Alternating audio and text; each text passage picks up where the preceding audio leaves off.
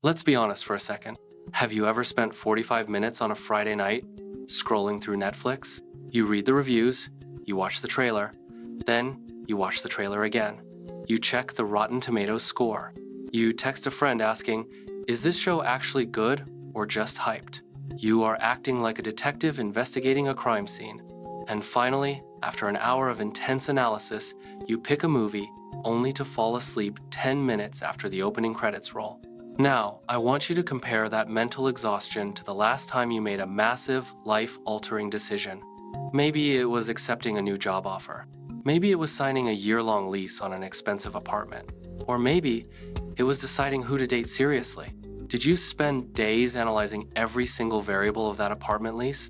Did you read the fine print on page 40 of the contract?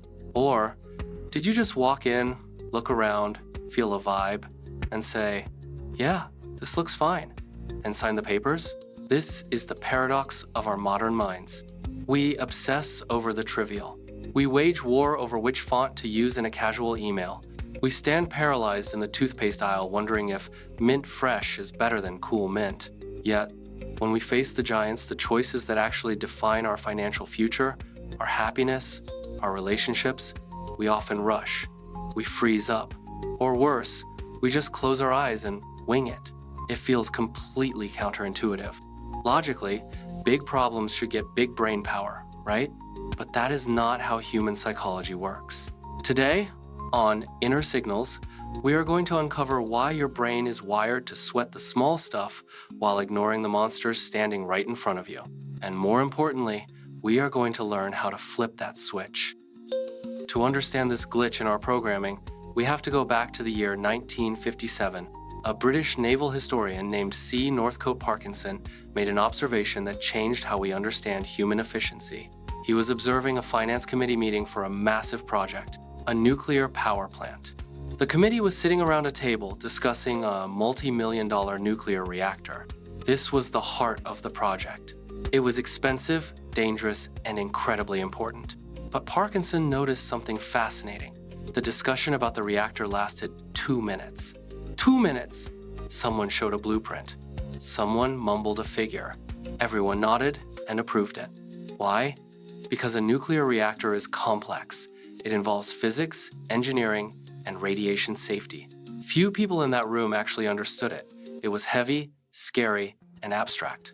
If they asked a question, they might look stupid. So, they stayed silent. But then, the committee moved to the next item on the agenda. Item number 2. Building a bicycle shed for the employees to park their bikes. Suddenly, the room woke up. The silence was broken. Everyone leaned forward. One member said, the roof should be aluminum to save money. Another argued, no, aluminum rusts. It should be asbestos. A third person chimed in, why are we painting it green? Brown blends in better with the dirt. The debate over the bike shed raged for 45 minutes. They saved $0 on the reactor, but fought to the death to save $50 on a shed. This phenomenon is officially known as Parkinson's law of triviality. But in psychology circles, it's simply called bike shedding. We bike shed because we understand the bike shed. You know what a roof looks like. You know what a coat of paint costs. You can visualize it in your head instantly. It's the same reason you can spend hours criticizing a bad haircut. You know what a bad haircut feels like. You have an opinion because the stakes are low, the data is simple, and the visualization is easy. But the big things, the nuclear reactors of your life, they are complex. They require abstract thinking. And when the primitive brain faces complexity, it gets intimidated. It looks for the nearest exit. But there is another layer to this. It's not just about what is easy to understand. It is about fear. Specifically, the fear of being wrong. Let's play a game of imagination. Imagine you are buying a pair of sneakers. You compare Nike versus Adidas. You check the cushioning, you pick a color. If you pick the wrong sneakers, what happens? Maybe you get a blister. Maybe you have to return them. The consequence is annoying, but it is minor.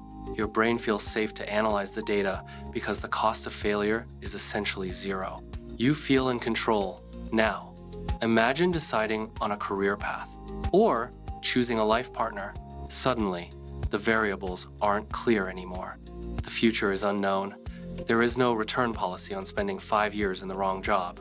There is no customer support line for a bad marriage. This triggers a massive psychological response called analysis paralysis, or, ironically, avoidance. When a decision feels too big, our brains get overwhelmed by the potential for regret.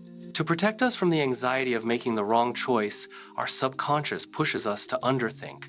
We default to what's easiest. We just do what our parents did, or we do what our friends are doing, just to escape the pressure of choosing for ourselves. This creates a bizarre behavior pattern.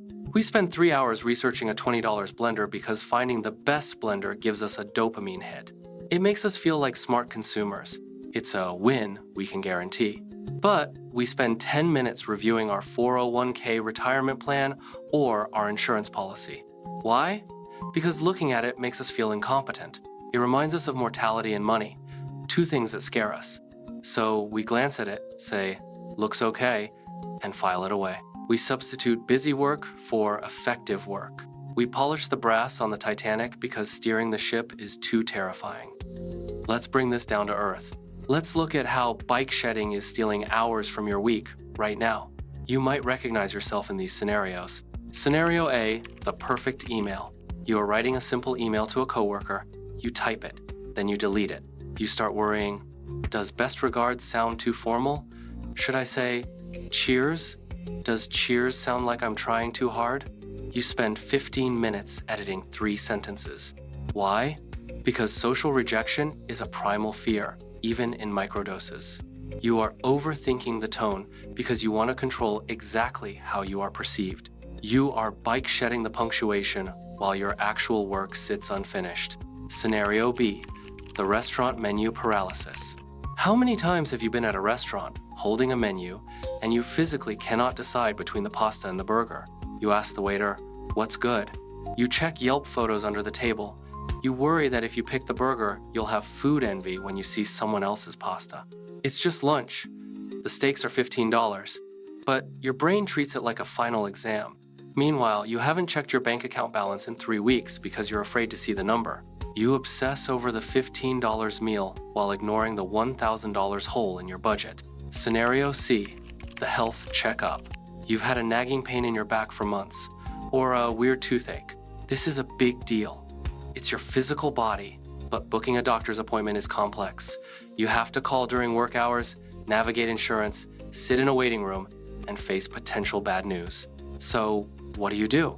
You ignore it. You tell yourself, it's probably nothing, it'll go away.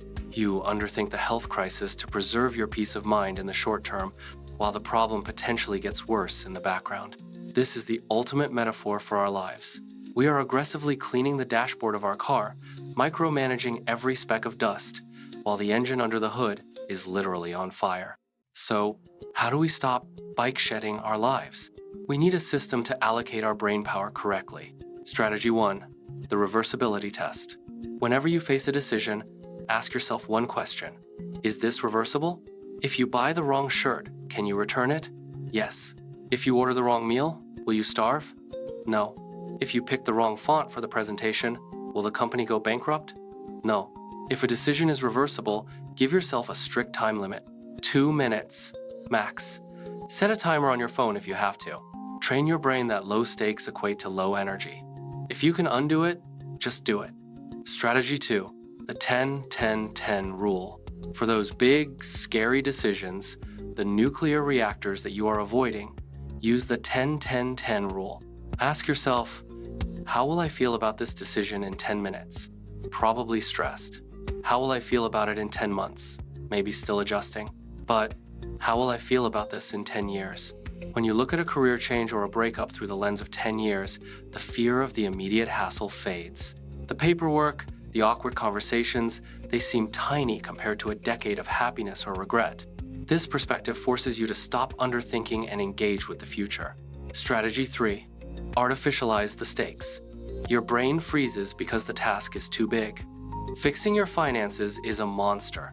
So, break it down into bike shed-sized pieces. Don't try to solve your career today. That's too abstract. Just decide to update the summary section of your resume. That is a small, specific, understandable task. It's a bike shed. Your brain can handle a bike shed without freezing up. Trick your brain into starting small, and the momentum will take care of the rest. Your mental energy is a battery, and it has a limited charge every day. Every time you agonize over a menu or a text message or a $50 purchase, you are draining that battery. You are wasting your precious cognitive fuel on things that will not matter in a week. Don't waste 20% of your battery deciding what to eat for lunch, leaving you with nothing left to decide where you want your life to go. Next time you catch yourself obsessing over the details, stop, take a breath, zoom out, make the choice, accept that it might be imperfect, and move on. Save that brilliant, powerful mind of yours for the mountains you actually need to climb. Thanks for watching Inner Signals. If this video helped you spot a bike shed in your own life, hit that like button and subscribe. We dig deep into the psychology of you every week.